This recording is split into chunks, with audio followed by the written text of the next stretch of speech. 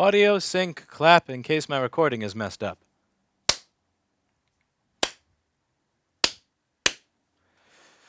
Alright, so today I'm cleaning up my setup here a little bit and trying to make it a little bit better so that I have not been streaming as many board repairs due to annoying headaches, and I'm hoping to get rid of some of my headaches with, what was I just talking about? Yeah, I'm going to be hopefully getting rid of some of my headaches by making my desk area a little cleaner, making the space a little nicer. So I have a dedicated open broadcaster monitor, so hopefully if something's out of space in the microscope, it's not like it's all the way in the bottom of the screen anymore, because having to move around the screen, having to move around the open broadcaster window, the live chat window, and what I had on screen was a bit annoying. So now that's not the case. I fixed my audio hardware a little bit, so I got this nice Bluetooth headset that so that I can actually listen to music while I stream. I really missed listening to music while working, and I always had to choose between the two because of copyright violations. And even if I don't want the stream to be monetized, even if I don't care about monetization at all, it's apparently not viewable in other countries if I have music in it. So I'm gonna try to cut that out. So yeah, I'd like for you all to be able to actually hear. And above all, I finally got my wireless setup working here. So I got a wireless mic for me. I've also got another wireless microphone. So let's say we want to include a customer in on it because they're cool with being in a video, or they have questions, or they want to talk about what we're doing. We'll be able to do live repairs and have a customer microphone. Before I had a wired microphone and a wireless microphone that wasn't working properly, so I fixed the frequencies and all that, since there's a lot of interference here, so you got to scan for frequencies on a regular basis in order to not have interference. This is a Sennheiser EW100. This is the shitty capsule. This is the E835. I'm thinking of upgrading it to an 845, 865, or a 945 or 965. I'm not sure. But this is the shitty capsule. This is the E835, so this is kind of a shitty capsule. This is the one that I was using when I did the video about Google yesterday. It was this microphone. It's not the best thing in the world, but I think if I upgrade the capsule, I'll get something decent. And I also got a little stand for it, so that I can always have it on the desk, and it'll be easy for just hand it to a customer, or to Camille, or to Paul if there's something interesting going on. So that's the other stream upgrade. Now we're going to talk about some upgrades that we're doing for some other people. So there are a couple of people that have been watching the channel regularly, and I have got some toys for them. There's actually one of them that I lost twice. So I lost it before, a few months ago, and I also actually just lost it while I was bringing it up here while cleaning. So, so let me go and see where the fuck I put this.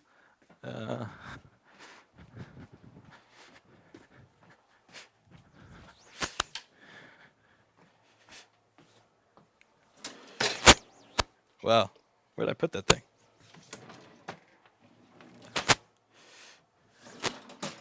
Uh-oh. Aha.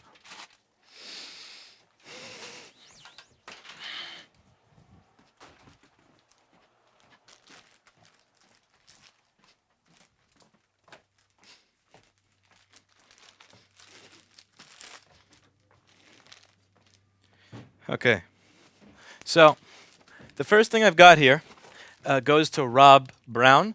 He is a moderator, and I actually was going to get him a camera to help him with his videos. I had this 4K Logitech camera so that he could start doing board repair videos, and I never sent it to Rob Brown because I was saving it to figure out which cat was shitting on the floor.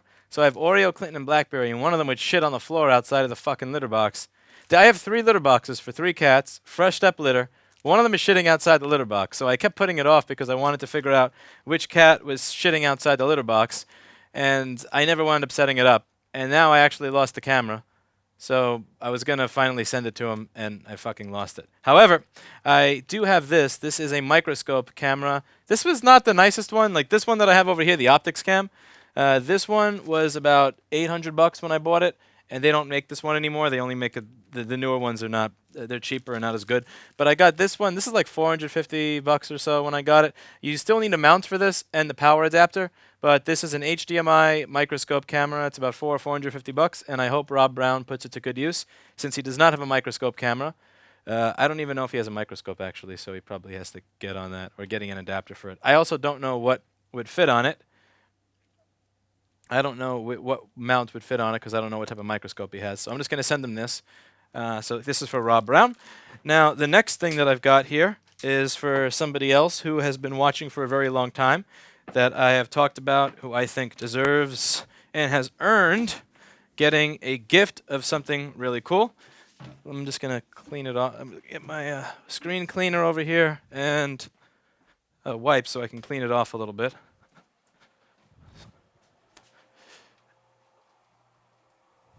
Okay, microfiber cloth. I got some screen cleaner. I like the screen cleaner. It doesn't leave. So this here is a wireless microphone system, and this is for Tim Herman. Now, Tim Herman, I did a video on a few days ago. I highly suggest you watch it. He's a pretty smart guy. Okay, where is the Tim's page? So Rob's got the camera coming, and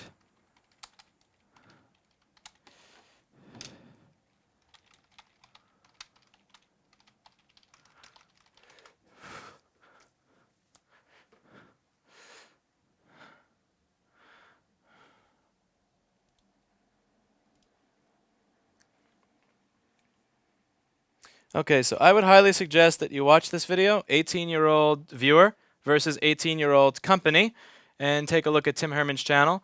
So he's a guy that started watching this channel when he was, I believe, 15 years old. And after 2.5 years, he got good enough at board repair that not only is he offering it to customers, but he's actually beating businesses that have been in business for 18 years. I'm not going to say the name of the business in that video. I will leave that to Tim. If Tim decides to have tact or not have tact and be like me, that's up to him. But he did fix a board that was butchered by a company that's been in business as long as he has been alive. And he did a bang-up job of it. And he does a YouTube channel where he shows people and educates people the same way that I do. So I tried to show him how to do this stuff, and now he is showing other people. The thing is that, as much as I loved him, his audio sucks. It's abominable. He sounds like he's talking into a 1920s carbon phone. Remember those carbon phones where you'd have to take the phone and actually smack it or smash it because the carbon inside the carbon microphone would get stuck? People like Jessa Jones remember that because people like Jessa Jones were around back when they were using carbon phones rather than the modern phones that we're used to today. I know that Jess is probably old enough to be familiar with that. Let's see. Let's see if we get a picture of a carbon microphone telephone. Yeah, this is around like the 30s and 40s. They had those carbon microphones. Anyway, so Tim's audio is absolute garbage, and it's pathetic. So I got him this thing over here. This is in my this list of a bunch of this is in my rack of equipment that I'm likely not going to use again for a long time. So this is a Shure. Let's see, Shure wireless receiver. What model is this that we got here? Okay, this is a U4D-UA. Let's see if this thing's any good. U4D-UA. Okay, what is? Yeah, it's not like crazy expensive, but it's a decent little receiver over here. So it's like a pretty nice little receiver. And I also got a transmitter. So you got a wireless receiver and a transmitter. Now this is 2 channels. This thing also has 2 microphones. So it has one handheld microphone, so that if Tim wants to have customers in for repairs or guests, or there's customers that are interested in watching live, and Tim thinks that they would make a good addition to his streams or videos, he can have them on. Let me just clean this thing because I hate microphones that smell like the breath of the last person that used them. It drives me nuts. So I always use a very, very damp microfiber cloth and something like I'm using this screen cleaning liquid over here to clean it off because I clean my microphone too. Maybe and I've also got this, and over here we have a Countryman E6. So this is very similar to my DPA grape mic. Countryman and DPA. It's kind of like Coke versus Pepsi. I gotta untangle this frickin' thing. Someone says go sleep. No sleeping. Let's see if I can untangle this fucking piece of shit.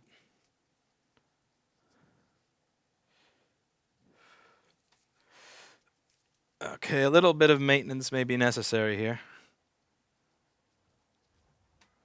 So why is this showing up? Why is the comment that somebody left showing up so high on the screen? Yeah, let's lower that a little bit. I hate wires. There's nothing as truly wireless. Because this has a wire that goes to the transmitter. So it's not actually like, there's always something to tangle. Mother flower. Okay, so this is untangled. God damn you. Untangle! All right, so this is untangled. And this is going to go to a Shure U1-UA transmitter. I'm not sure. Let's see. Shure.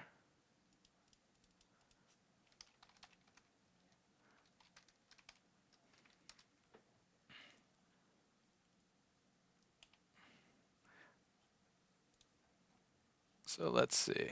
Yeah, asking price $199. This is kind of cheap shit, but it works it works decently well. I used to have one of these things. I mean, I used to use this for my older streams. It looks like it must be discontinued or something because I don't see a lot of places actually selling it. Yeah, so 169 bucks. It's not crazy, but it does the job. It doesn't have the longest range in the world, but I could get from the front of the store to the back of the store with this thing. So you get a good, like, I'd say 50 feet of usable range with it. And so you get the receiver and this little microphone here. So this is a Countryman E6. So let's look at this thing up online. So this is the microphone.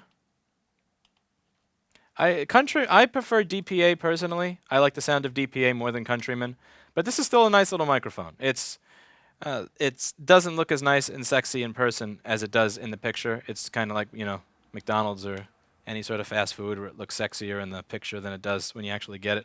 But this is a nice little microphone and transmitter.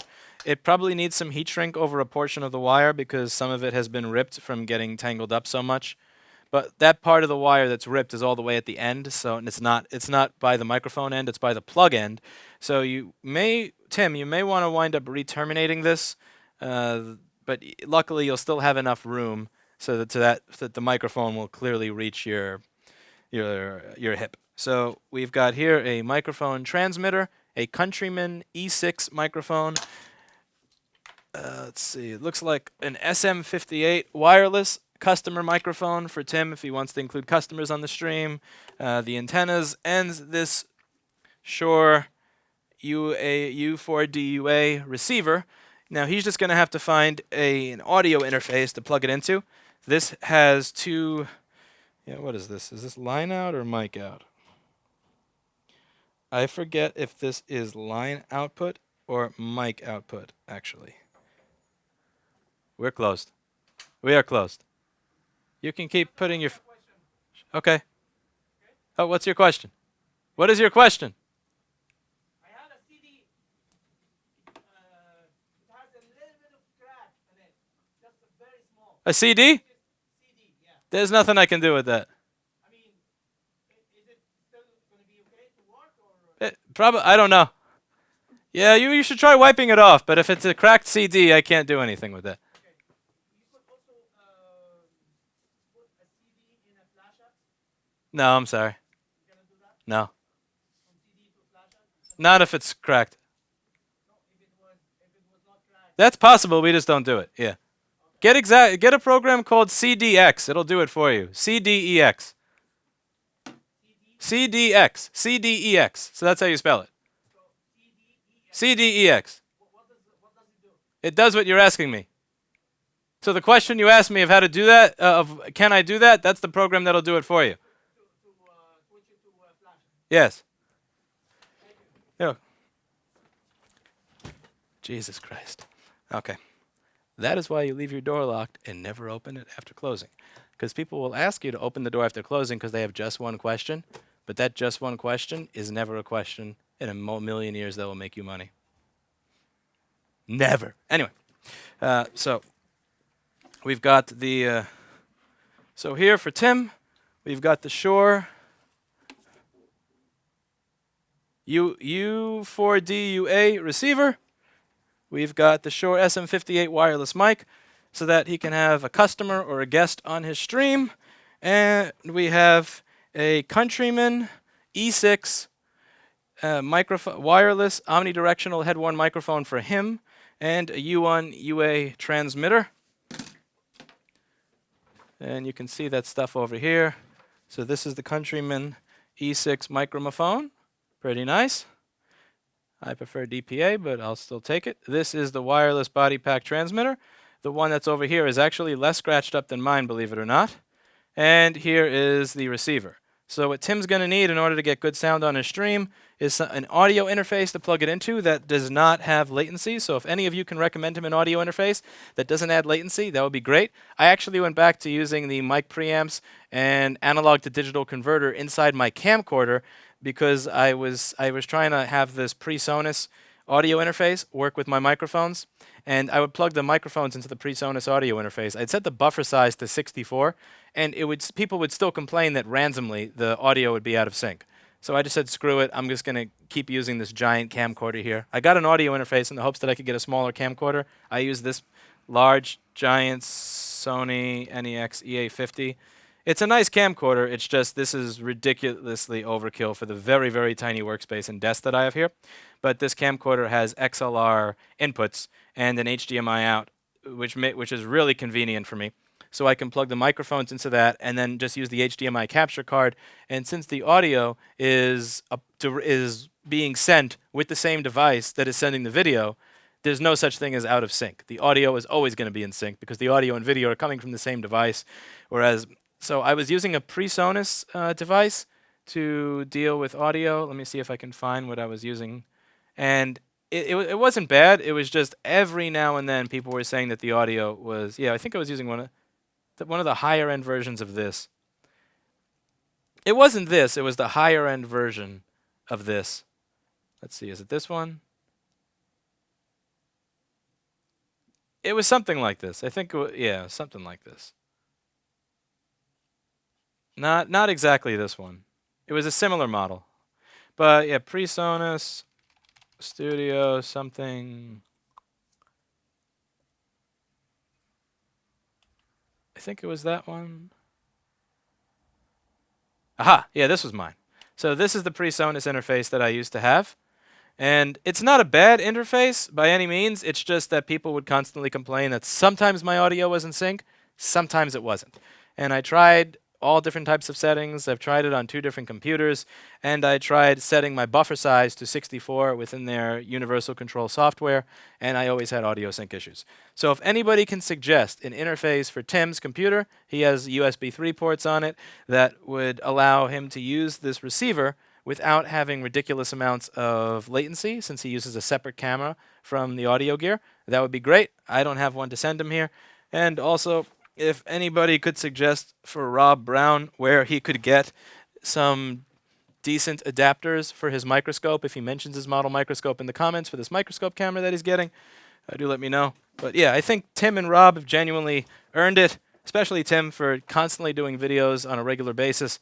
And I really hope that he produces some stuff of higher quality now that, or at the very least stop sounding like shit, because he's using a microphone that was recommended to him by Paul Daniels. Never trust Paul Daniels. So, that being said, let's get to fixing some stuff here. So this here is a touch bar MacBook that doesn't turn on. Let's try and figure out why this touch bar MacBook's not turning on. Putting it on the desk.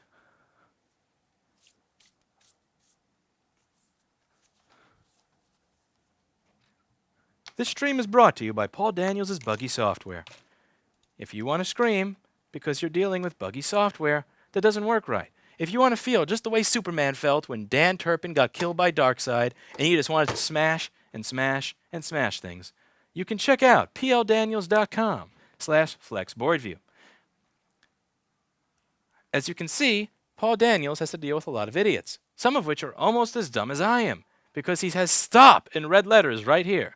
Because people are very stupid fuckfaces that cannot tell the difference between a software that allows you to use schematics and schematics themselves. Many people will assume that Paul Daniels is selling schematics when he is not selling schematics because they have the IQ of a kumquat. But he doesn't. But Paul Daniels, check out his software at pldaniels.com.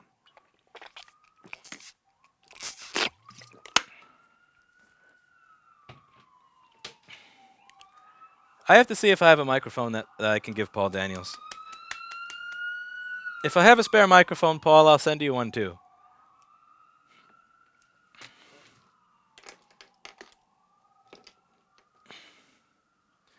Okay.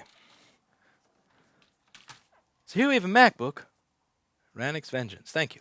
So here we have a MacBook that we could. So here we have a MacBook that's not turning on, and a technician that's boot looping.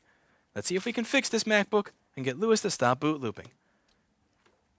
We're going to open this MacBook up. I'm going to get myself some screws, some magnets for the screws, and a screwdriver to allow me to open the bottom of it.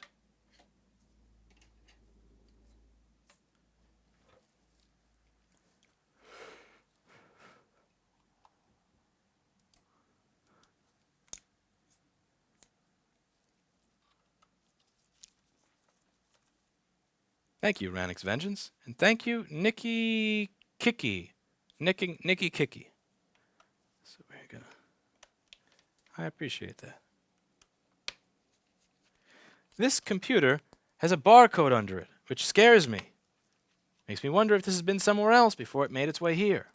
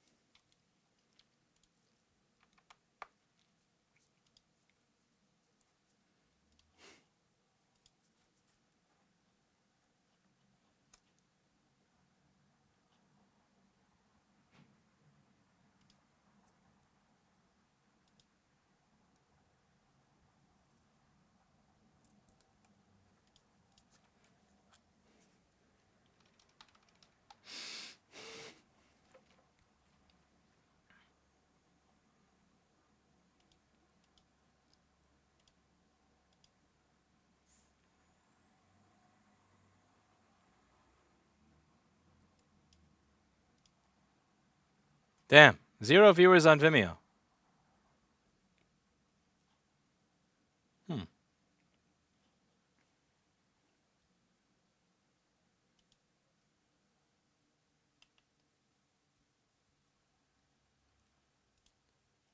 0 viewers on Vimeo. Much sadness. I have failed at getting people to take interest in viewing and watching us on Vimeo. I'm going to have to put some more work and effort into that. So I have some de-Googlifying to do to myself over the next few months. Okay, let's open this thing up. See you later, Paul Daniels.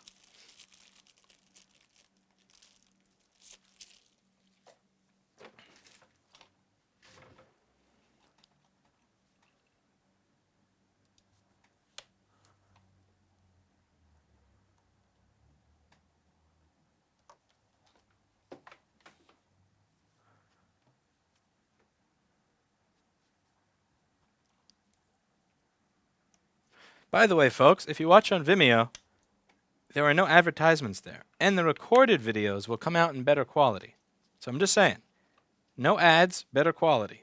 I don't get paid if you watch on Vimeo. I have to pay for you to watch on Vimeo, but I would still prefer that people watch on a platform that is not owned by Amazon or Google.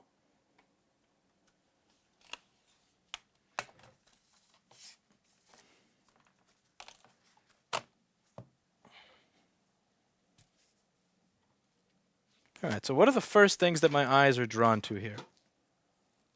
At some point, I may want to get myself a fancy schmancy overhead camera so that it looks a little nicer than this. But so the first things that my eyes are drawn to are this area over here. It looks like there was paper over a sticker or something that's been removed.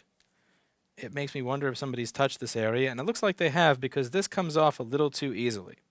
So this has been opened before, and the first thing I'm going to really be interested in doing is unplugging the battery so that I can tell how much amperage the board takes. So one of the ways that I troubleshoot these boards is by fixing it, then writing down what the problem was that I had, and then writing down the amperage that the board was taking when when I first started working on it. So this way, I have a nice little table so that when it's taking 50 milliamps, it's probably one of these problems. When it's taking 100 milliamps, it's probably one of these problems, and so on and so forth. The problem is that the battery, depending on how charged the battery is, it's going to draw a different amount of amperage from the board's charging circuit, and that's going to mess up my readings. So in order to remove that from the mix, I'm going to unplug the battery before I plug the charger in. That's very important so that I get a reading of just what the board is taking on its own without the external variable of the battery, which could be a different amount of charge, dependent from computer to computer. So it looks like this is at 5.22 volts, 0.00 amps. And I don't know if it just went to 19 right before it died or not. Let me just watch that a little closer. Yeah, so it doesn't look like it changes up to 20 volts before it dies. It just immediately dies. So I'm going to take the board out and try and figure out why it is it's only going to 5 volts and not 20. So let's get the board out of the case.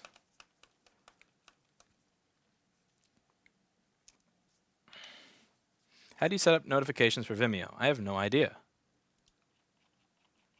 The interface for Vimeo, the live interface for Vimeo live streaming is a little confusing, I gotta say.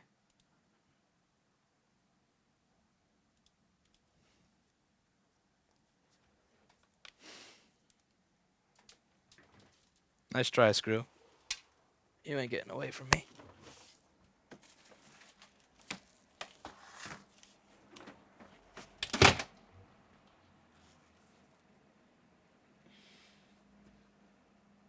Maybe you are.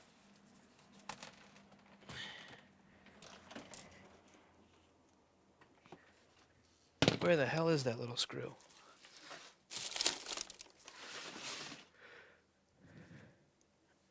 Where'd you go, mofo? This is why I have a magnet of spares.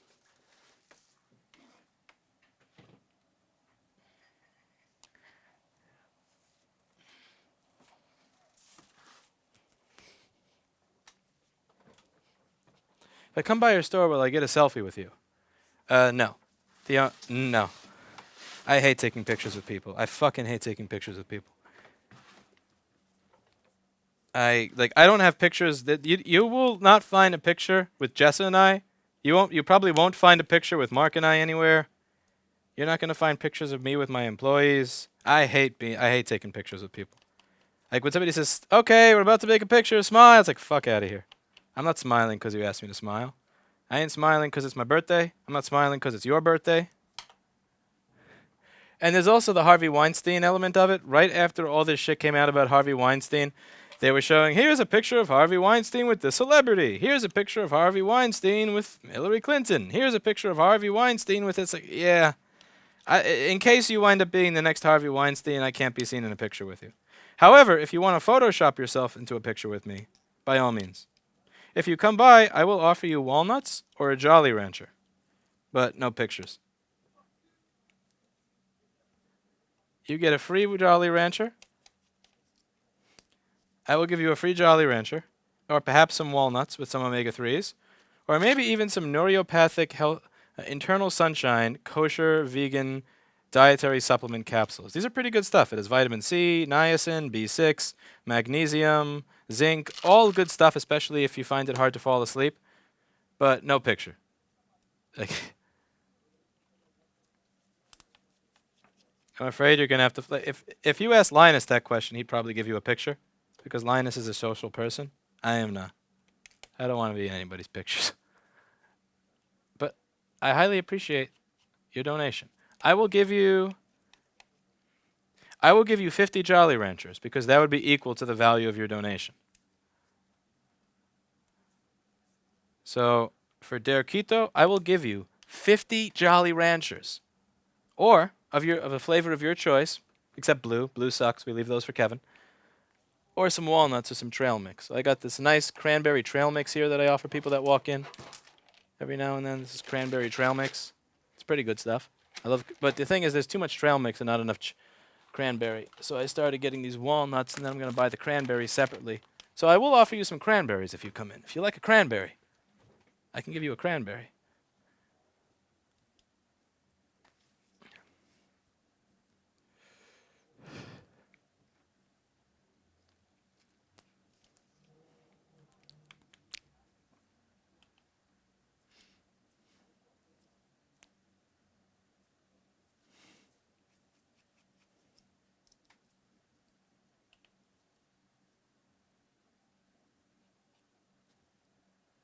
Someone said, I'm sad, but those nice U.S. candies offer will make me visit you. Never meet your heroes, especially if they're me.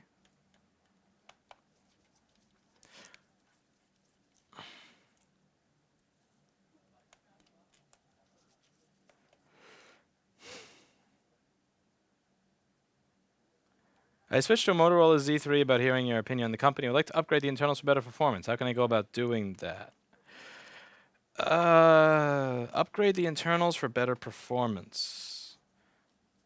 Uninstall applications you don't need. Yeah, that's what I would say. That's what I would say. Uninstall applications you don't need. And make sure you don't have a bunch of crap running in the background. That's how I would upgrade the internals for superior performance. If you mean like, how do I solder on a new CPU? Ha. You have me mistaken for an engineer. I am a janitor. I have no idea how to do that and reprogram everything or figure out how to make it work. That is above my pay grade, my friend. I am but a lowly, stupid janitor that mops up water damage on people's Facebook machines.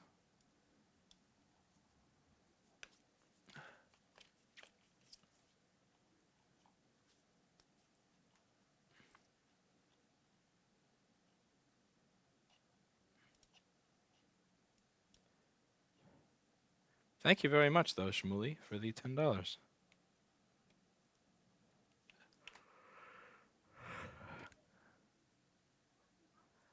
Rick Tech, what you need to do with that. So there was an interesting talk by Michael Greger on that, where he was going over the downsides of each type of diet. So one thing you want to look out for is high homocysteine levels, and that can get caused by lack of omega-3s and vitamin B12 in your diet. And you have to get omega-3 supplement that has the proper ratio of DHA to EPA. The flaxseed stuff doesn't, just by itself is not going to do it. It's very inefficient because your body has to convert one type to the other. What does the other guy look like, Lewis? Your eye. I don't understand. I appreciate the $2, but I have no idea what that means. I feel like I'm missing something.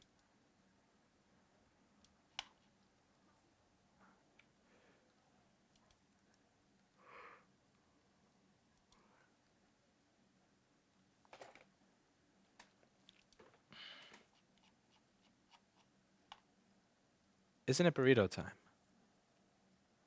It is streaming time. Burrito time is later. We must gotta get some, we have to make some money. I has microphone to pay off. And my little side monitor. I feel like I've treated myself to too many of these little things lately. Like I got myself, I got myself some stuff for the computer for streaming, some audio stuff. So I've treated myself a little bit too much. And when you treat yourself, you have to make up for it by working.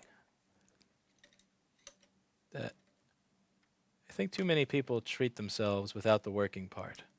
Where they convince themselves that they deserve the treat, but they don't convince themselves that they need to do the more work. And then that's when the credit card debt comes in, and that's when people start doing stupid things. And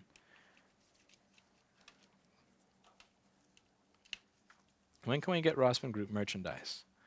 Let's see. Do we have Rossmann Group merchandise? Well, we do. I'm working on it, my friend. I am working on it.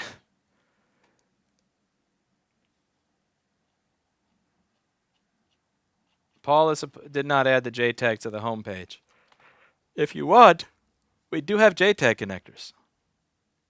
You can choose between a gently used JTAG connector or a skull-fucked JTAG connector.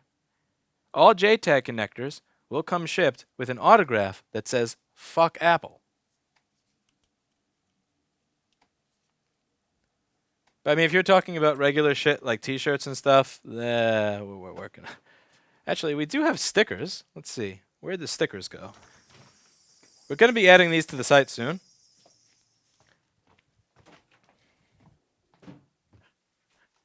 Where are stickers?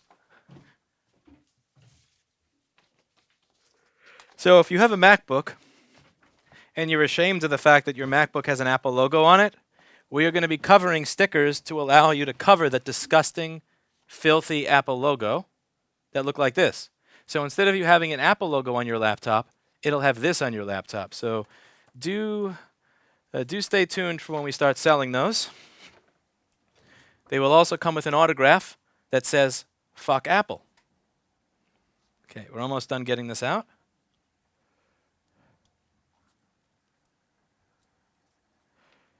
I haven't been following that, John Robert, but I wouldn't be surprised.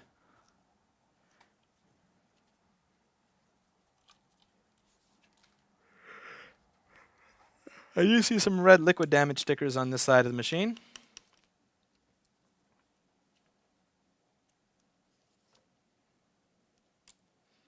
We're going to see if that's actual liquid damage or just humidity Apple silliness.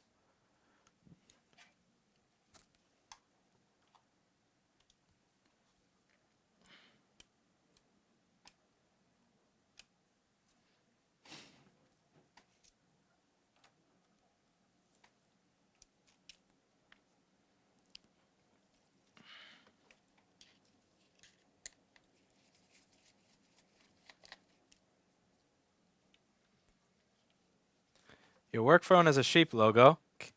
Kilted Tim said hi. Kilted Tim.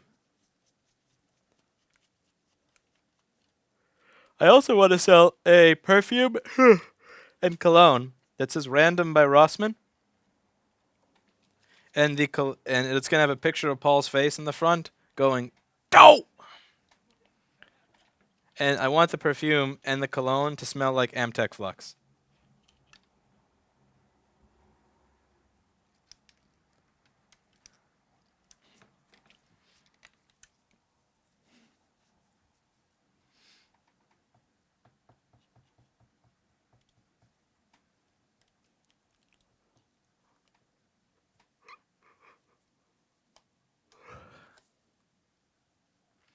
So iPad Rehab says, I just opened a specialty data iPhone 7. The CPU swap rapes have begun. F this.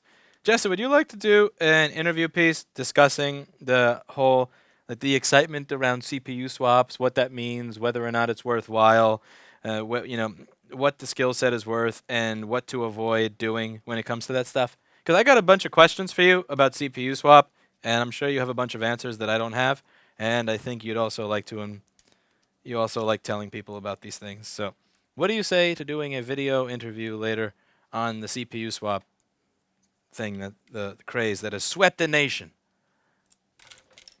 All right, let me get a plastic bag for this machine.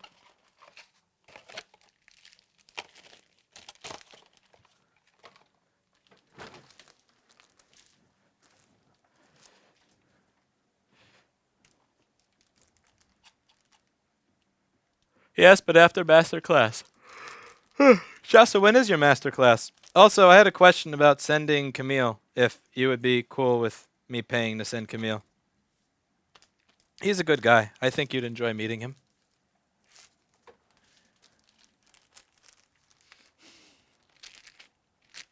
Also, are you doing masterclass more than once? And also, to follow up on that question, would you want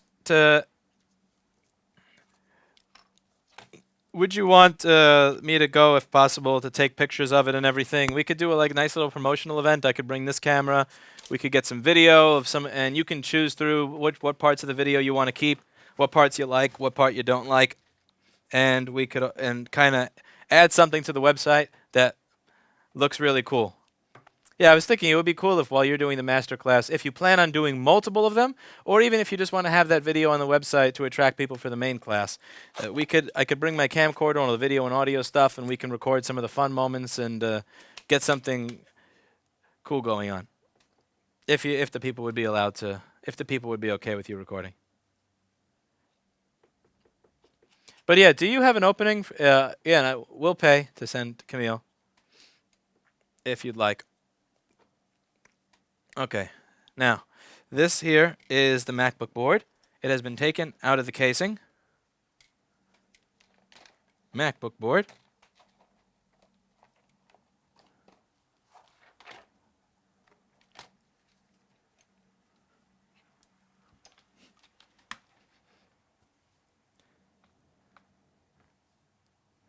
So let's take a look at this MacBook board.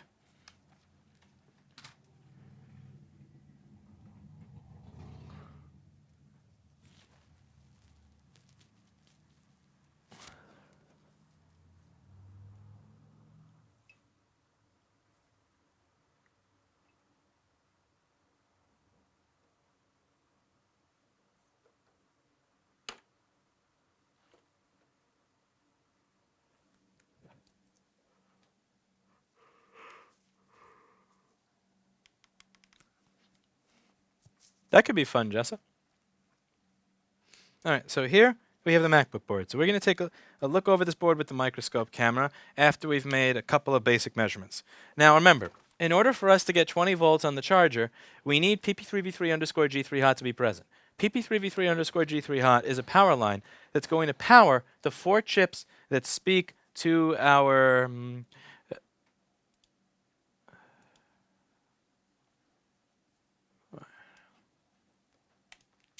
all right, so before we can take a look at this under the microscope, we're going to see if PP3V3 underscore G3 hot is present. PP3V3 underscore G3 hot is going to be powering these 4 chips that are going to be speaking directly to the charger. So let's take a look at this. So U3100 is a CD3215. This CD3215 is a USB-C MUX. It's very similar to the CD3211 that gets used on the 2013 and 14 MacBook Airs as a Thunderbolt MUX, because Thunderbolt is similar to USB-C in that regard. And these chips are going to have a direct line of communication with the charger itself. Now remember, USB-C chargers can put out different voltages. You can put out 5 volts, 9 volts, and it can put out 20 volts. So that it needs to have a negotiation with the charger in order to say, hi, I am a MacBook. I don't want 5 volts. I'm a MacBook! MacBook. I want full power. And if that now the chip has to turn on in order to make that happen. So in order for the chip to turn on, it needs to get its power rail. So the same way that my microscope camera is not going to turn on if it doesn't have its VCC or voltage into it, same way that's not going to turn on. My CD3215 USB-C MUX chip is not going to turn on if it doesn't have voltage going into it that it needs to turn on. So up here, you'll see that typically on most MacBook schematics that the power rails that are going into a chip to turn it on, the power that's needed for it to work, is going to be on the top. And up here we have V in, which I'm going to imagine stands for voltage in, 3.3 volts, and that is going to PP3V3 underscore G3 hot. That rail needs to be present in order for these chips to turn on. If it's not present, the chip will not turn on and it will not work. So let's see if we have PP3V3 underscore G3 hot. We're going to turn on Paul Daniels' execrable multimeter software and see if it works today and get that on the screen. And get that on the screen. There we go. Okay, so we've got Paul Daniels' multimeter software on the screen.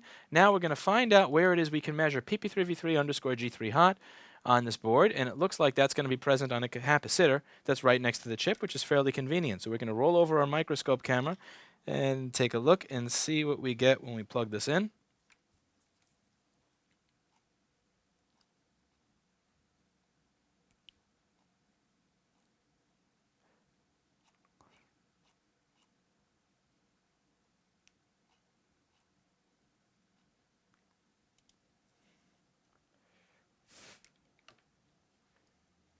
Okay, so we've plugged the board in. We take the multimeter, and we get the microscope camera in focus because this looks like shit. I can't have a microscope camera being as out of focus as Jess's. You guys pay good money to watch these streams. I know you've got standards for quality here. So we're going to this, and it looks like we do get 3.4 volts. So 3.4 volts is present on this CD3215. So now what we're going to do is we're going to take a look at what each CD3215 looks like. So one thing that Tim had said in his video on this is that every CD3215 needs to work. If even one of them does not function, you will not get anything to turn on. So the way this machine works, it has 4 USB-C ports. If any one of those USB-C ports doesn't work, the entire machine will stop working. That's Apple design. That is beautiful, beautiful Apple engineering and design. If you have an issue with one port, none of them will work. Apple fucking design. It's beautiful. Think different. People wonder why I have a broken chair.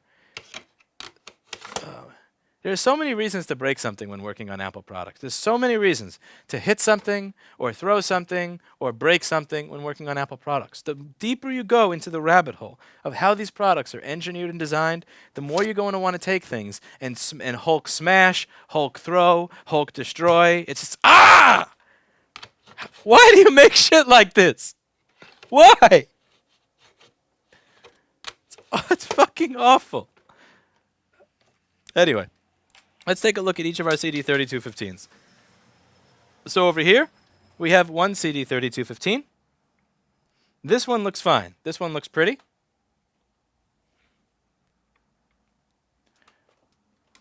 I don't see any issue with this.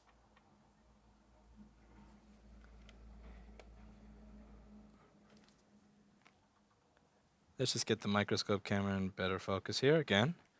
You cannot have Jessa levels of out of focus. You guys pay good money for these streams. Got to make sure you're getting your good money's worth.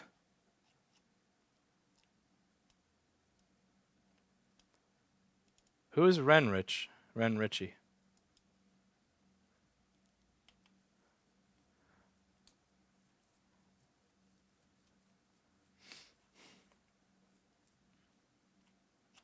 Okay, so this CD3215 looks good.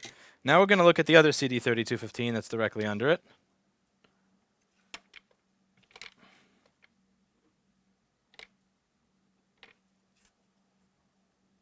This one also looks good. It's difficult to tell if that's simply pubes and dust or actual signs of liquid damage. So maybe Jessica can tell me what she thinks. I get a second opinion. Let's call the audience. So Jessa, are those pubes or is that poorly cleaned away liquid damage under the chips over here? What do you say? Pubes or liquid? Pubes or liquid? Or liquid damaged pubes? All right, so we're going to move over to the other side and take a look at these CD3215s. Aha. And here it comes out. So I will leave you all to tell me what it is you see over here and what you think of what you see. Let's see if you can spot what's going on over here.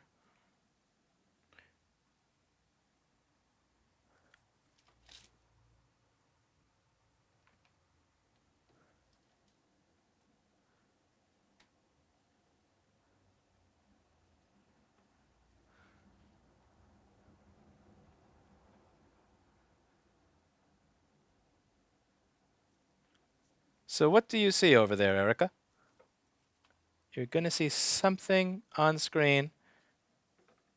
There's going to be something over here, Erica, and I think you'll be able to figure out what's wrong with it. And then you'll be able to fix your no backlight as well.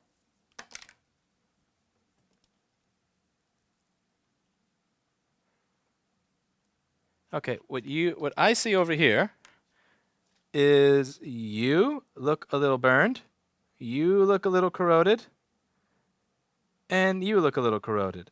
Now here's the thing. I don't think that any of these resistors are actually bad. I think that these resistors may be fine. What I think the actual issue is going to wind up being is that the pad under the resistor is going to be corroded. Or that there's going to be corrosion under the chip that we cannot see. So even if somebody takes a scrub brush or a Q-tip and rubs all around this area, it's not actually going to clean under the chip. An ultrasonic cleaner like the ones that we have out of stock at store.rossmanngroup.com, Mikey, the ultrasonics that are out of stock on store.rossmanngroup.com, hint, would clean very well underneath this chip. So let's take a look and see if what these resistors are rated for and what they are actually. So let's get my schematic and my PDF viewer.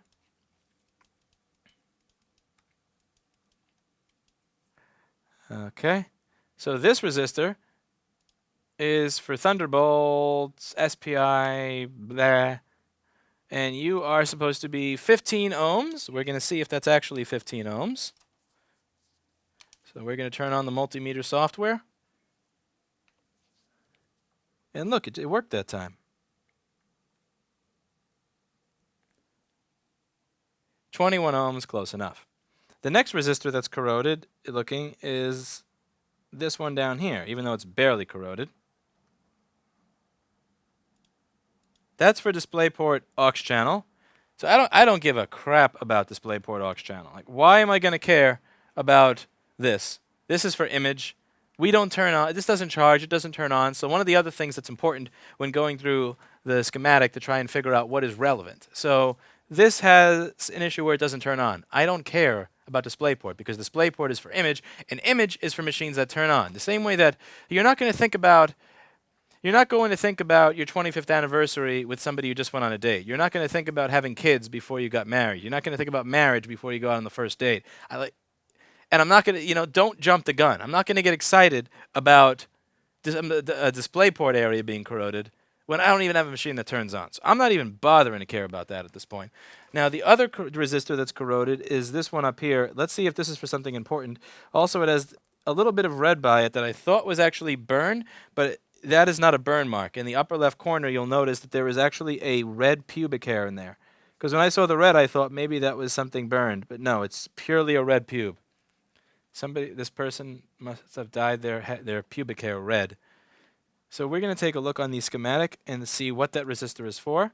That looks like an I2C pull-down resistor to ground. I don't think that that actually matters or that that is important. RB309 over here.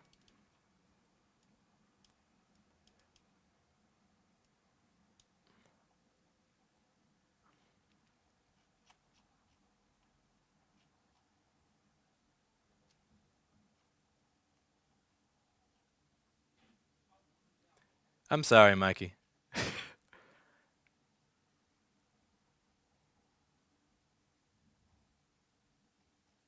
You're a good guy, Mikey. We have a very good shipping person here. You may have noticed that ever since around November, December, that if you bought something from store.rossmanngroup.com, you actually got what you ordered rather than somebody just taking any random thing out of the bin. And that's because Mikey is the best shipping clerk that we've ever had. By far, the best. He has never sent a laptop to China when it was supposed to go to Canada. He has never gotten wasted in my basement and fell asleep on bubble wrap after getting drunk. He has never talked about how he wanted to ass fuck my customer service representative who was female and not attracted to him. He has never missed work on Monday because of a cocaine binge. Again, I'm not setting the standard very high here. I'm just saying that he is worlds ahead of every other shipping clerk I've ever had. I know it sounds like I'm not setting the standards high here, but trust me, he's a good dude.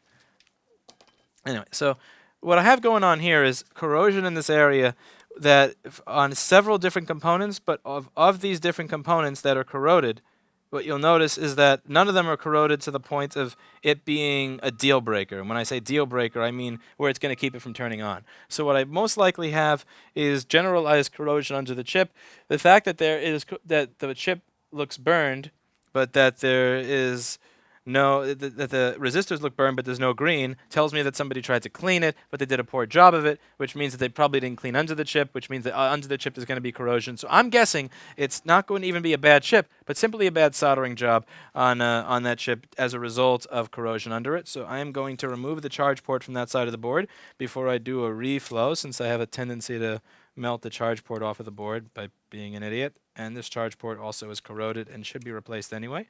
So we are going to take this off of the board, and then we are going to reflow that. And after reflow, it's probably going to work and be beautiful. Mwah. But the other thing, Mikey, is that with the crests being out of stock, is that they're probably not going to want to sell me new ones until I pay them for the old ones. But we didn't pay crest for the old cleaners because they took us months to get back to us on the cleaners that we had that didn't work. It's a tough relationship with that company. There's another company that I forget the name of. It's on the tip of my tongue that I really wanted to sell cleaners of, but they don't fit anything for the new MacBooks. And the only stuff that fits for the new MacBooks, the only cleaners that will actually fit this board by this other company I was looking at, cost about $3,000 to $5,000. And Crest sells the P1200 is perfect for Touch Bar MacBooks. It's genuinely amazing. The only issue with the cleaner is that it's sold by Crest. And Crest makes amazing cleaners, like top-notch cleaners, but my God, doing business with them is a nightmare. I genuinely love their products.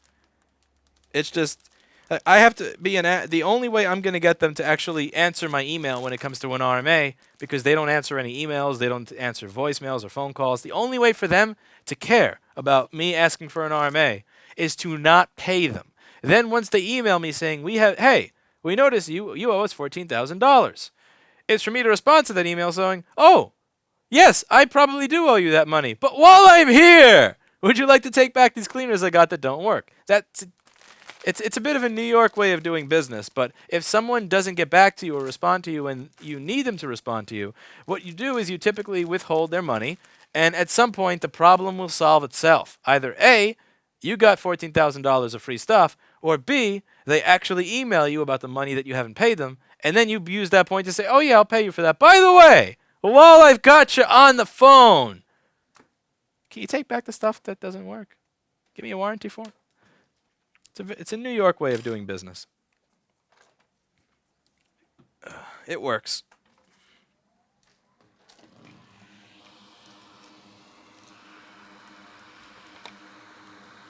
The problem is that by the time they actually got back to us on the warranty form, we were very behind on everything, so then it took us a while to send them back, and then by that point, we were the ones that were being slow.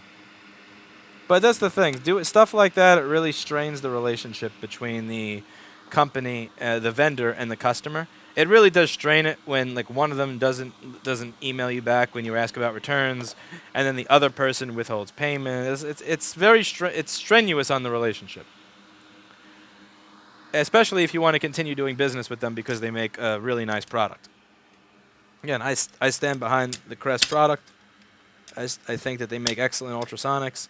I think they clean better than Branson ones and the Branson ones will cost more money. I did some videos on that a few years ago, and I believe I earned the right to do that video because I am the idiot that spent over $1,000 on a Branson cleaner that couldn't clean jack shit. So I earned the right to review that by wasting my own money on it. So we got a little bit of flux put down there.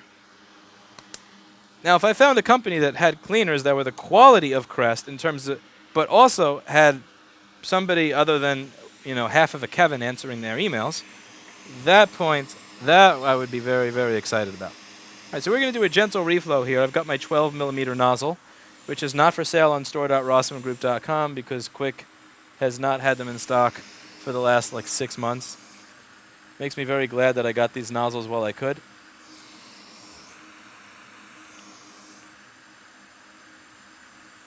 So we are going to reflow these chips. And one thing that you may notice here is that I am reflowing 2 chips at the same time. This is every man's dream right here. 2 chips at the same time.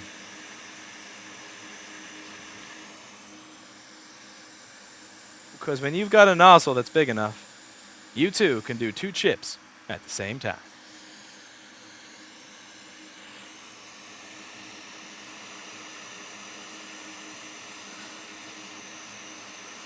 Look at that. I've got both chips moving. Oh, that's beautiful.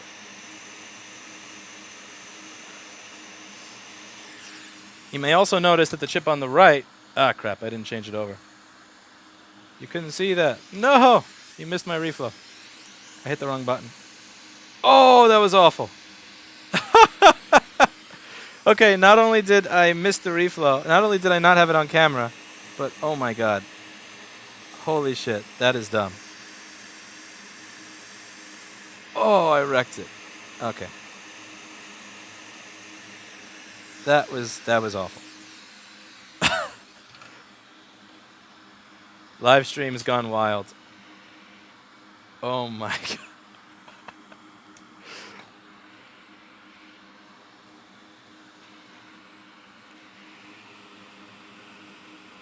Live stream's gone wild.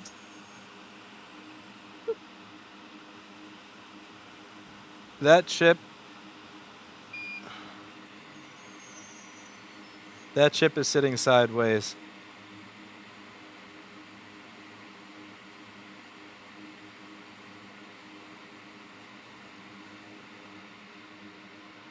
Holy moly.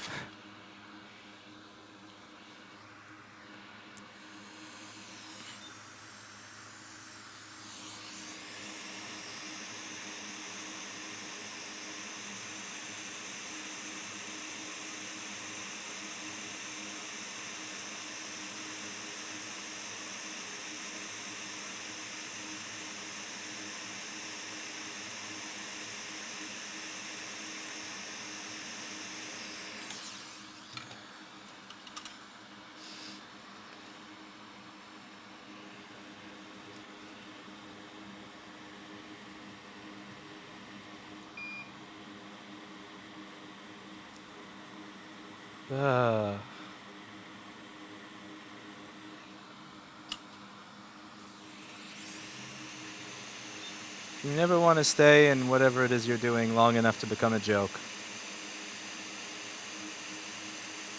I have definitely jumped the shark in that regards.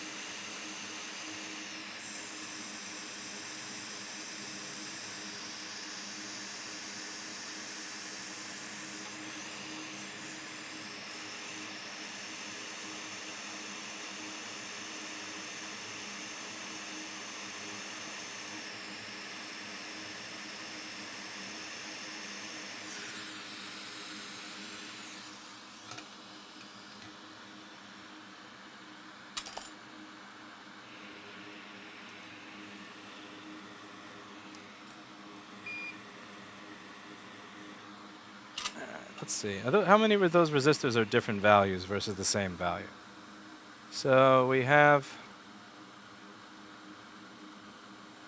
Okay, we have 1,000,000 on the top, 1,000,000 on the bottom. That's a 1,000,000 ohm resistor. That's a 1,000,000 ohm resistor. We have a capacitor. Fuck it. I'll just replace them manually. Yeah. Fuck it. We'll do it live. We'll do it live! Fuck it! We'll do it live! Do it. They're gonna redo this. Here. I get a book of resistors and caps and fix this up.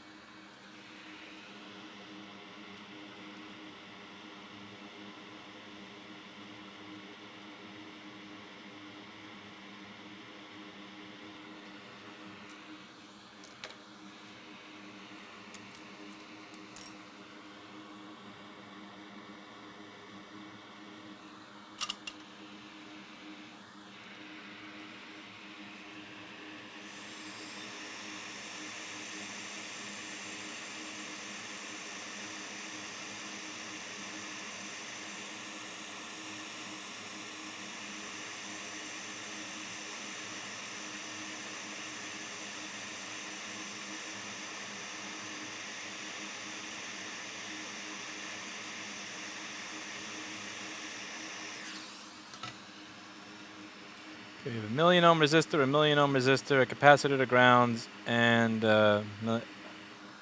what is this other fourth resistor here?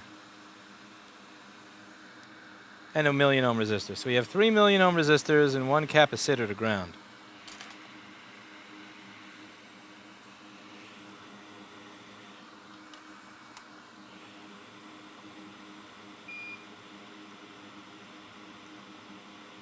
refurbish that capacitor. Ah, I knocked the cap off.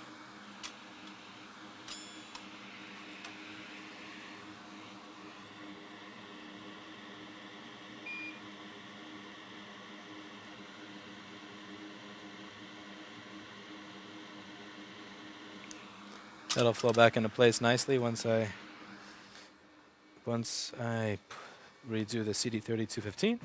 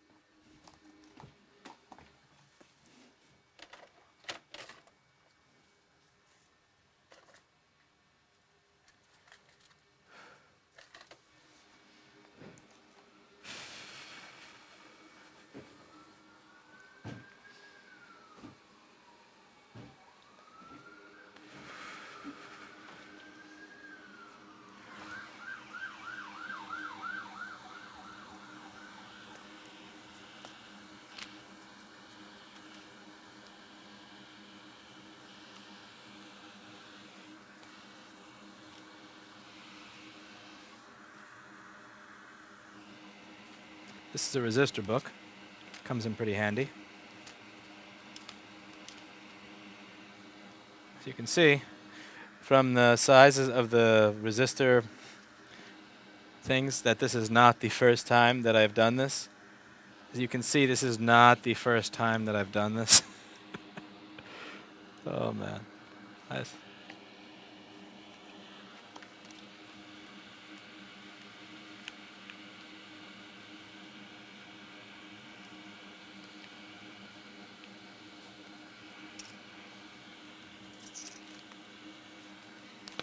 So, take the book, put it aside, and grab some resistors and put it on this board.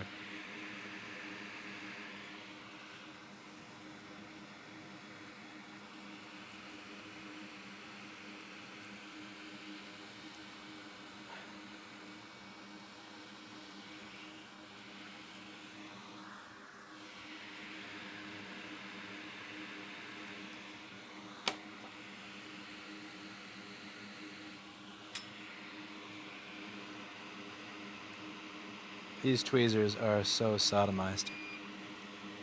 These are not tweezers anymore. Okay, so remember, one of the things that you should do when you're working is turn the board so that you're comfortable, not the board. Most people appear to focus on the board's comfort or how the board sits on the desk as if an Apple product, as if this thing deserves comfort throughout its life. It does not.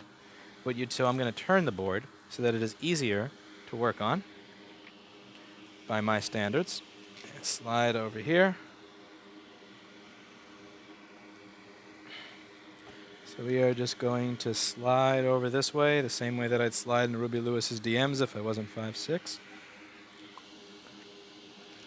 And put this around here. Ruby Lewis has long since been my celebrity crush. I still think she's quite the talented singer. Someday. Okay. She has a boyfriend, though. Oh, well.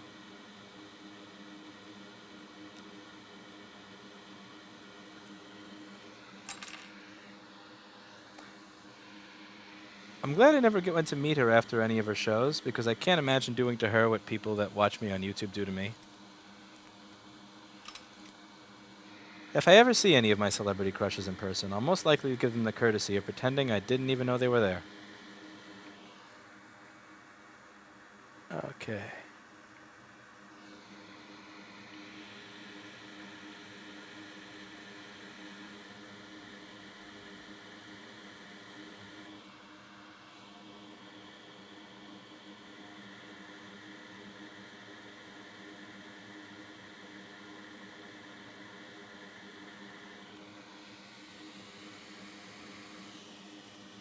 Resistor.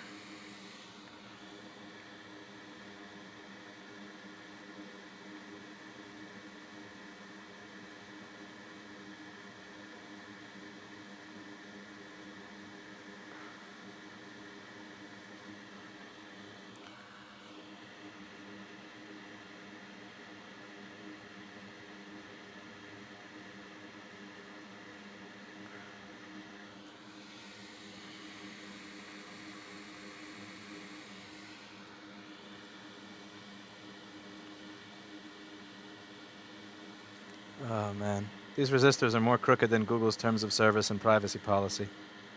But they are going to get they're going to get hot aired into place.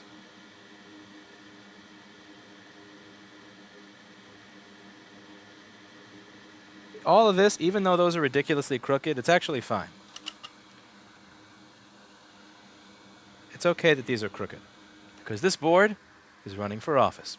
No, I'm kidding. The reason it's okay that it's crooked is because as long as there's flux on there, when I actually heat the BGA chip to have that sit in a place, once I'm heating the BGA chip, the resistors are all going to kind of settle into place as long as there's flux there so that the solder doesn't become all mushy and nasty. So now I just got to replace that capacitor, and that I knocked off, and then this board will be set.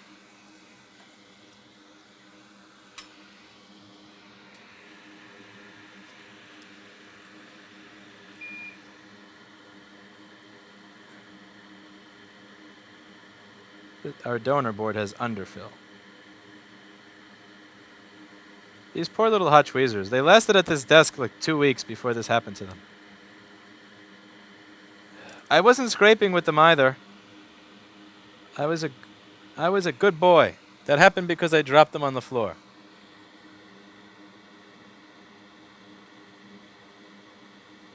Okay, fuck it. I'll just let them flow into place with hot air. I clearly can't get them to go into place with the tweezers because I suck. Okay. Also, tweezer tips are expensive when you break them. I was so pissed when I dropped that on the floor. Let's see, how much are those tips for the HAKKO? Let's see.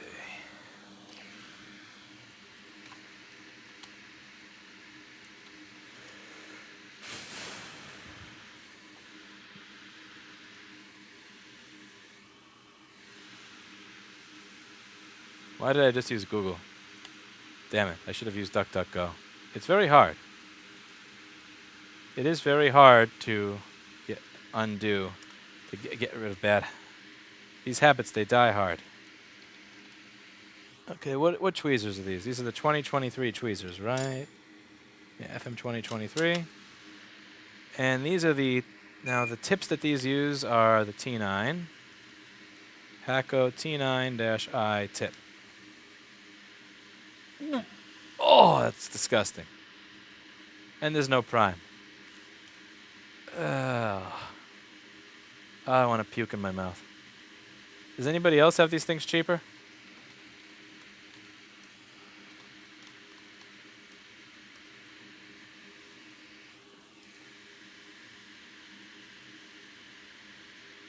Amazon, T-Equipment, eBay, DigiKey, Technitool, Test Equipment Depot. Let's see. What do we got here? Amazon, 62 plus, it's like 7 something after shipping. T-Equipment, we can't, I don't want to buy from the enemy. You want $98? And for $98, you got to give me better than this bullshit. Like at least they give me an image of what I'm getting. You give me an image of what I'm getting. You want fucking $98 and I don't get an image? Get the fuck out of here. At least put a picture of a cat. Like be a high class website like mine. Put a picture of a cat. Interesting. So is this for one tip or for two? It says $56. All right, but am I getting both? This is a picture of, yeah, 2 per pack. Damn. Looks like nobody's beating T equipment. Okay. DigiKey is $62. Manufacturer lead time, 4 weeks. Ha! Oh, wait, never mind. Quantity 37 can ship immediately. DigiKey is looking good.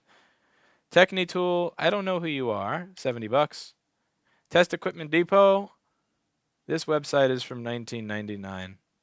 Nah, but still. $65. But I know DigiKey. Yes. I think DigiKey, Test Equipment Depot. DigiKey, Test Equipment Depot. Do you take PayPal so I don't have to find my credit card and take it out of my pocket? Let's see. Because if I don't have to take a credit card out of my pocket, you guys win.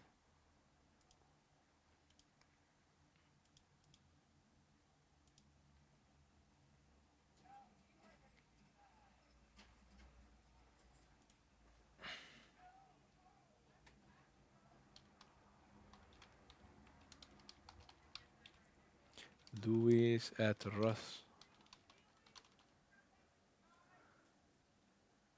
Don't buy these anywhere except HAKKO. Go to HAKKO USA. Okay, HAKKO USA. Jessa says to go to HAKKO USA.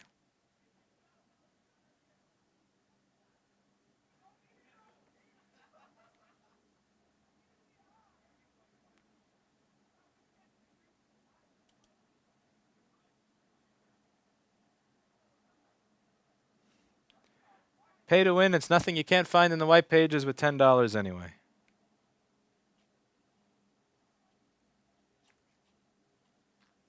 If somebody wants to come to my block and get shot for the chance of saying hi to me, well, that's on them. All right, T9-I. Jessa says that I should trust this website. Crazy people are screaming outside my store. What the fuck, Jessa? It's more money on HAKKO's website. Jessa, I trusted you. I trusted you.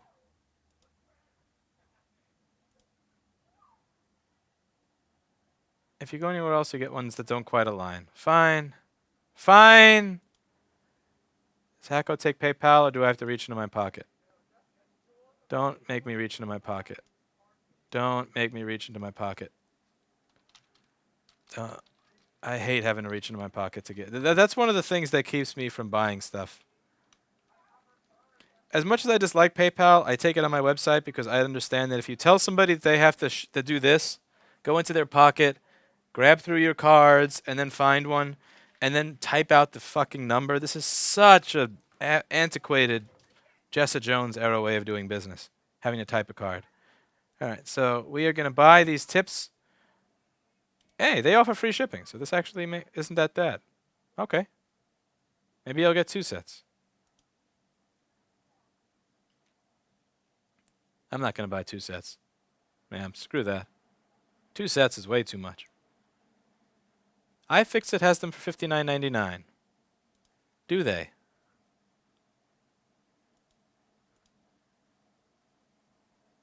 iFixit's got enough money. They don't need any more of my money.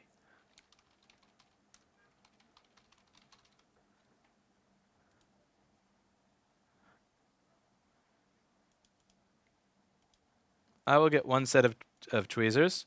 I'm going to get 1 set of tips. A, because I'm cheap, and B, because I'm never going to break them again.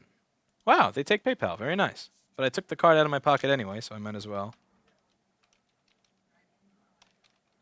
Makes it easier for bookkeeping. It won't show up as PayPal abbreviated. It'll show up as HAKKO in the bank statement, so makes it easier for me to classify the transaction.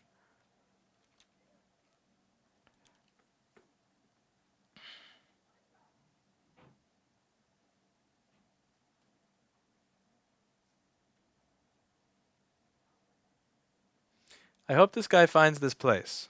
What place? What do you guys?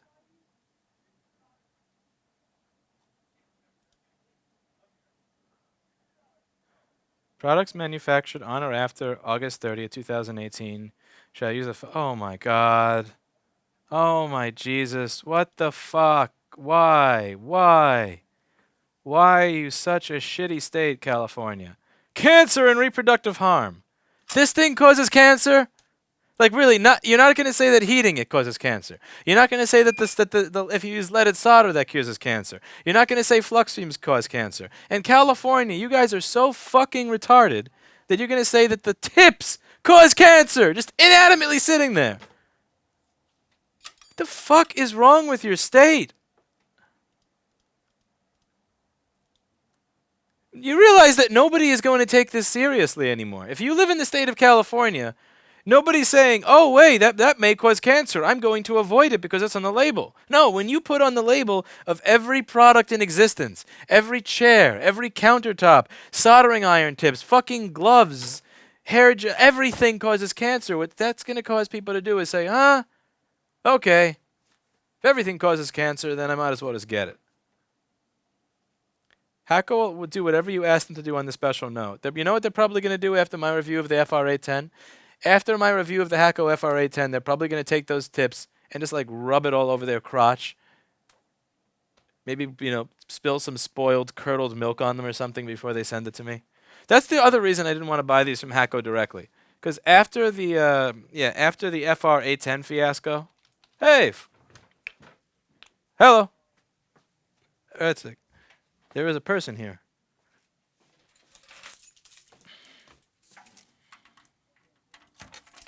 Hey,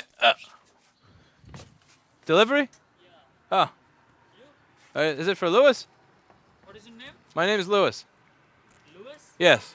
No. Louis, Louis, let's see. What does it say? What are who? Huh? You are your friend. Which? If somebody else ordered it. There's nobody in this building because it went on fire. So I'm the only person here. So what address does that say it's to? 186 First Avenue. Yeah, so there's nobody in this building besides me. So that means somebody probably ordered that for me. What is your name? My name is Lewis. No. But somebody else I must have ordered that for me. Somebody who ordered his name? I have no idea. I'm doing a live stream on YouTube, and people like order me things every now and then. Either way, you can knock on the door. There's nobody in this building but me because it went on fire. See how it says over here, conditions are immediately perilous to life? That doesn't apply to me, though, because I fix MacBooks. Anyway.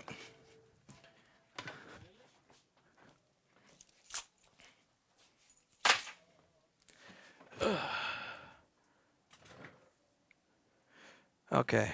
So, yeah, what was I talking about? The HAKKO FR810 fiasco. So this video right here, HAKKO FR810 review. If we just search HAKKO FR810 review, this right here is why HAKKO is going to take that stuff and just rub it all. Like they're going to go on a treadmill. They're going to go for a run on the treadmill when it's really hot. They're going to make sure their balls get really nice and salty with sweat. They're going to take those tips, rub it all over their salty balls, and send it to me. So that's why I feel really, really strange about ordering anything from HAKKO. I wanted to order it from Test Equipment Depot. So I ordered it from HAKKO. They're going to take those tips. They're going to take... Oh, now I get something? Oh. Hello. Yeah, so give me a sign here, please. Sure. You have a pen? Yeah, pen. Yeah. 30... Thanks. Do you need a receipt? No, I'm not going to return it, I promise. Thanks. All right, so let's see what we have here. This is Domino's. We has a pizza. I will temporarily become a vegetarian instead of a vegan in honor of the person that sent me the pizza. Thank you, by the way. And then after this, we will, 1 or 2 slices, I will finish the board. I said I was a vegan. I never said I was a good one. Good vegetarian. Very bad vegan. It's like religion.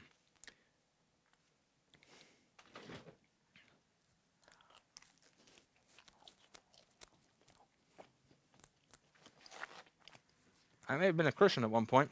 Doesn't mean I ever read the Bible. Speaking of salty balls,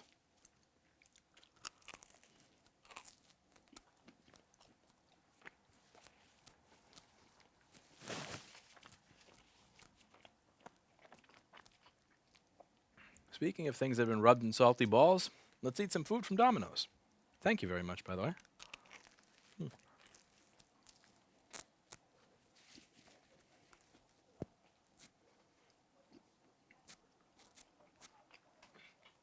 Looks like olives, spinach, tomato, some peppers. Not bad. Love your videos and I always look forward to them. Keep up the awesome work. Have you thought about selling t-shirts? I have. Problem with selling t-shirts is you have to stock like 15 different sizes of t-shirts. No, not 15, like 5 different sizes of t-shirts. I also don't know what it should say on them. I feel weird selling t-shirts. I've been selling things like, I like the concept of selling strange memes, JTAG connectors, a sticker of complete disrespect, the screens that Apple had made not work with their laptops after the new operating system update signed with fuck Apple. Like something with a meaning, you know? T-shirt seems a little generic, but I...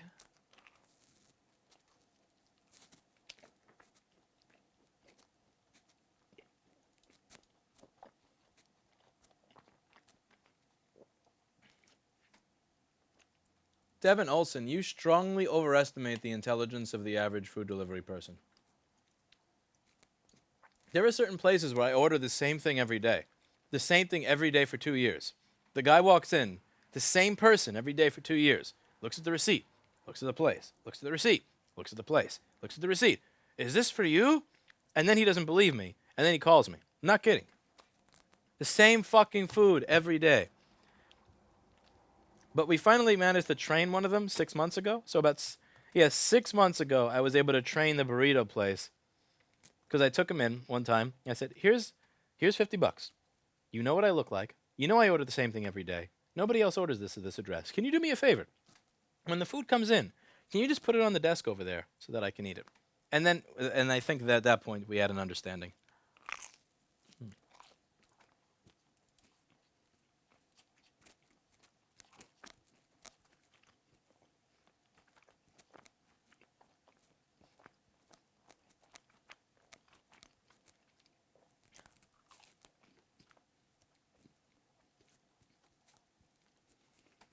We definitely need to sell a sticker of complete disrespect. Here's the problem that Paul and I have been going through, though. Paul, Mikey, Anel, and Hi. We can sell a sticker that's nearly impossible to remove. But the problem that we're facing is, how do you sell complete disrespect? I want to actually sell complete disrespect. I want the complete disrespect to be a part of the sticker. But I'm not sure how to make it part of the sticker.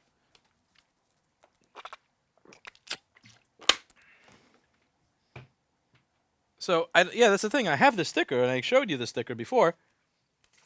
But the thing is, the sticker needs to come with complete disrespect. So this is the sticker, and it's near impossible to remove, and it does need Goo Gone to be removed. But I need to sell with it the practice of complete disrespect, and I don't quite know how to do that.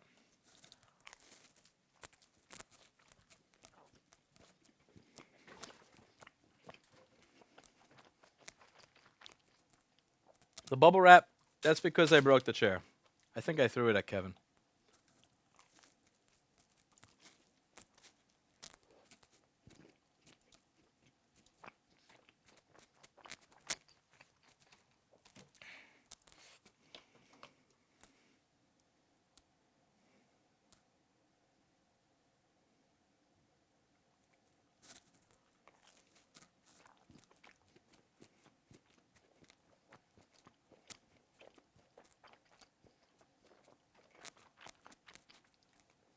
Make it ship with DHL, that's disrespecty.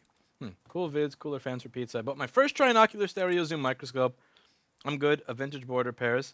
I'm going to try something smaller. Give it the good work. Well, that's awesome, Sparky.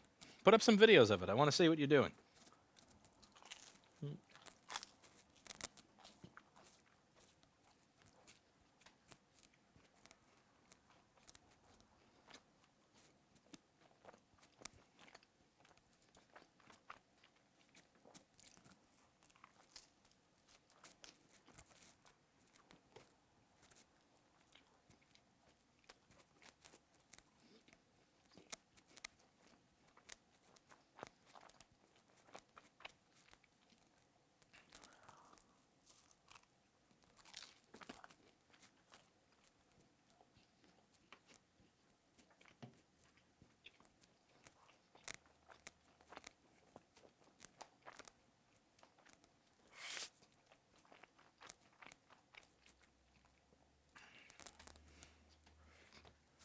Maybe we should put on the sticker that it's known to cause cancer even outside the state of California.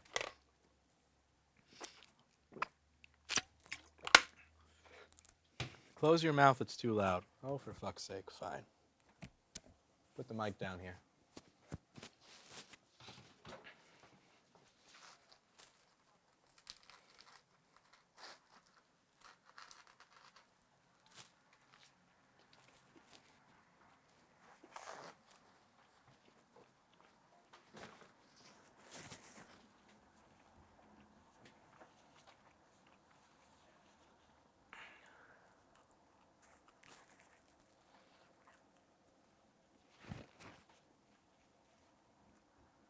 He only responds to people that donate.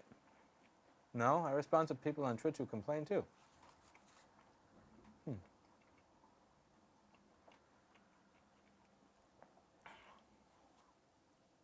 And I do have all 3 chat systems grouped together. And it goes into the screen like this. The thing is, it flows really quickly. And where YouTube has different little icons next to each person's name on their chat to make it easier to see, this one doesn't. See this? It makes it easy for me to tell who's who because they all have different pictures. The Restream combined chat doesn't have that, so it's kind of difficult to see and keep track.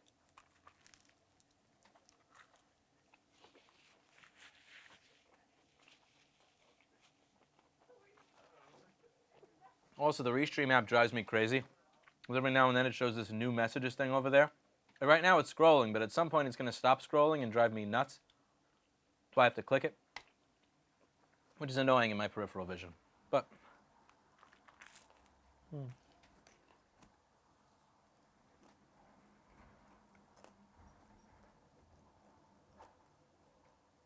I want a sticker that says 820-2915 and below it saying complete disrespect with the AMD logo in the background. That's a good idea.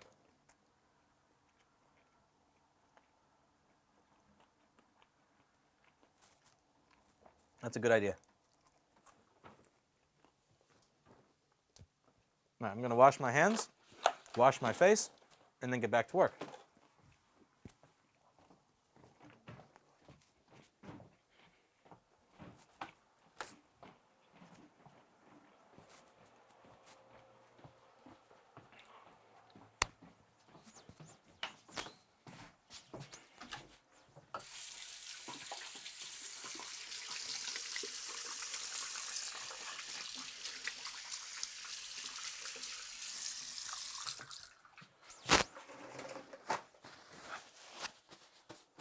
Wash my hands.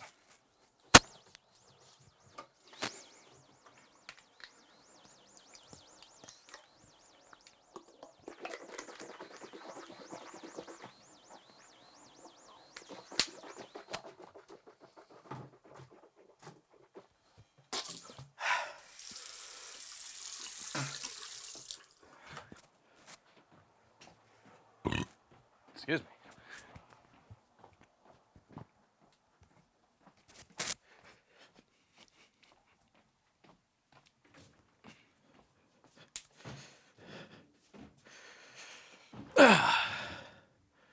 That mic is going swoosh, swoosh, swoosh.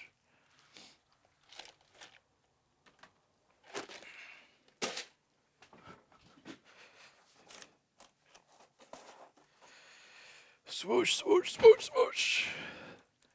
Swoosh, swoosh, swoosh, swoosh. Okay. Let's finish destroying this board so that we can leave it in a null status. We're turning Anel into the new Paul when it comes to the cherry picking thing.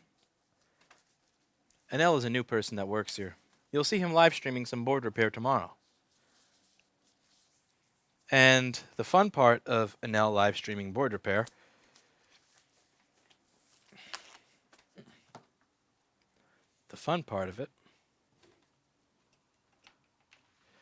yep, it's going to be fun.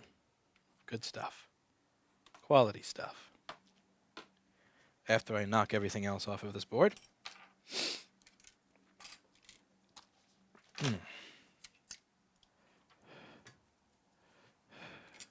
Okay.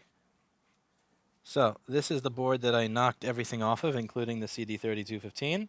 While I was doing the reflow, I knocked all this and all that off. I put that stuff on, but you can see that the capacitor is not exactly in place where it's supposed to be. But that's all going to flow into place for us nicely. We're going to take a nice new CD3215. That CD3215 probably needs to be replaced anyway. That's just God's way of saying that we don't think that that CD3215 belongs there because it had corrosion under it. You should be using a new one. So we're going to make it so that when you try to reflow it, it's not going to work. Every now and then, my Lord and Savior, the spaghetti monster, gives me an idea of what I should be doing. And here, my Lord and Savior, the spaghetti monster, was telling me that the proper thing to do was replace that chip rather than reflow. It looks like Camille is here as well. By the way, is iPad Rehab? Jessa, are you still in chat? Jessa, I would like you to meet Camille. Camille, meet Jessa. I would like to send Mr. Camille to your masterclass. I'll even pay you. And when I say I'll even pay you, I don't even mean I'm going to pay you and then team view into your computer and then refund myself afterwards. I will give you the courtesy of not doing that. Although, admittedly, that would be kind of fun. But all jokes aside, Jessa, I think that you would enjoy meeting Camille. He is pretty smart. He's caught on to board repair very, very quickly. I think Jessa left already. Oh, well. But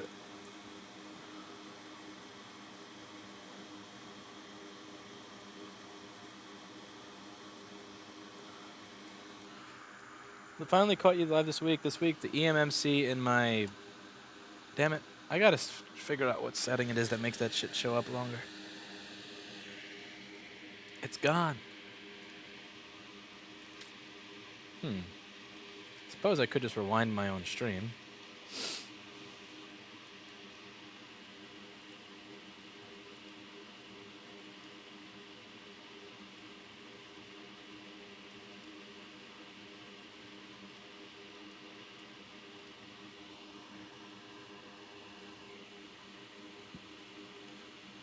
Here we go. So it said, my Acer 2-1 died for totally unknown reasons and I have nothing to do with it.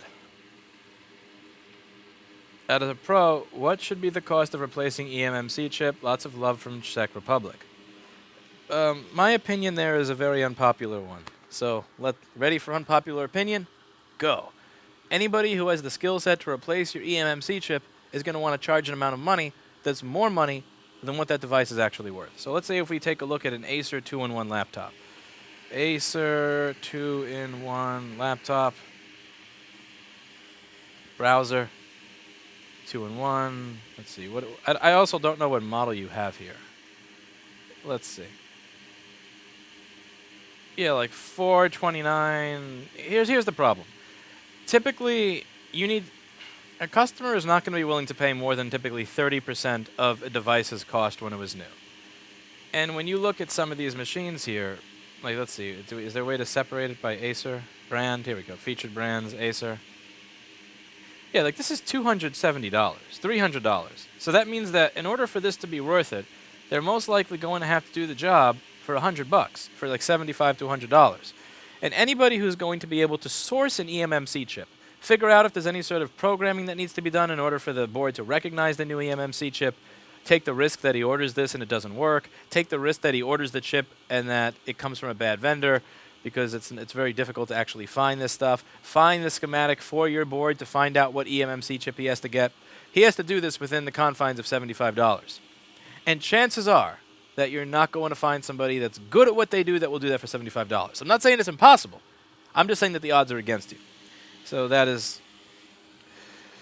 being said, you are in the Czech Republic, so there's probably people who are willing to do the work there for a little less money because you don't have the cost of living that you do in the United States or in New York City. So here I have a unique situation because New York City is a very expensive place. And like the store that I wanted to rent a few blocks down, that actually would have been a really cool upgrade.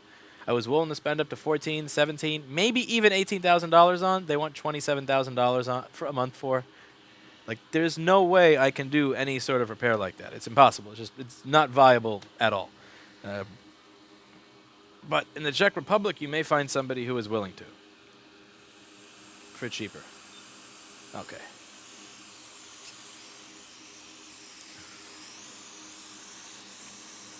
That being said, let's solder our replacement CD3215 onto the board.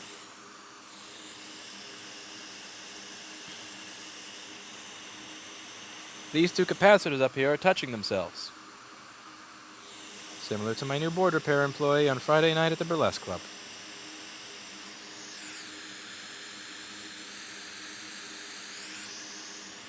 Let's see if we can get this chip to slide into place and get those capacitors up there to stop touching themselves.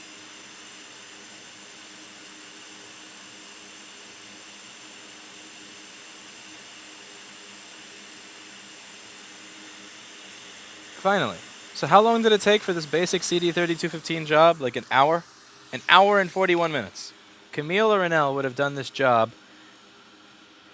probably in 5 minutes, and it would have worked. But because I'm an idiot, it took an hour and 42 minutes. Let's see. Isn't the store next door to the 27K cost like 5K? Yeah, but okay, the store next to it that's 5,000 is probably going to be smaller than my bathroom.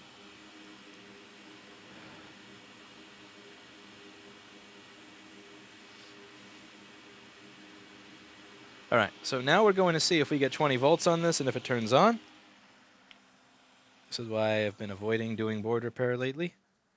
If you'd like, you can rewind the stream to the part where I knock every single piece off of the board, along with the CD3215. That was great. That was just lovely. All right, so I'm going to clean my desk a little bit while I wait for that to cool off.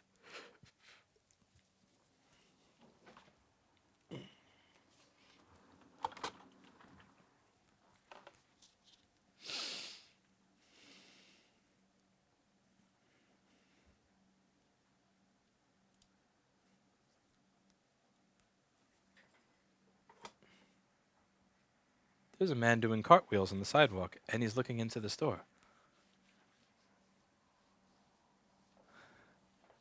People, why are you doing cartwheels, you strange, strange man? I'm just going to lock my door again.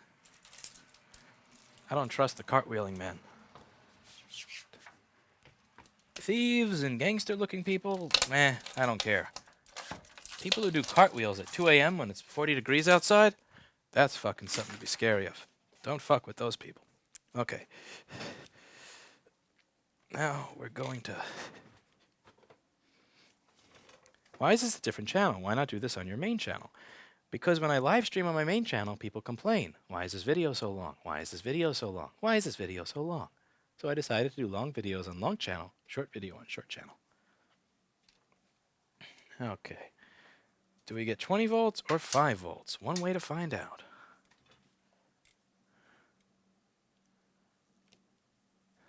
I should have turned the camera to cartwheeling man.